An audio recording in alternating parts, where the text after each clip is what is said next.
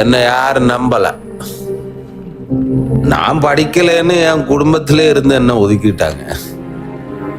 என்ன நம்பின ஒரே ஒரு ஆளு அம்மா மட்டும்தான்.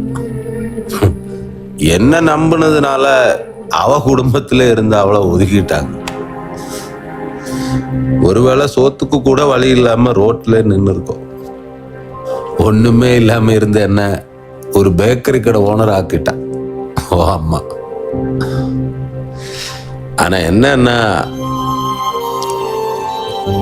ஒரு பேக்கரி கடை ஓனரா இருந்தாலும் என்ன எவரும் மதிக்க மாட்டாங்க. ஏன்னா என்கிட்ட படிப்பு இல்லை. என் குடும்பத்திலேயே ஒரு பத்திரிகையில கூட என் பேரு போடணும்.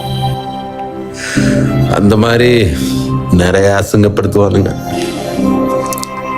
அசிங்கம் எனக்கு புதுசு இல்ல பிரவீன்.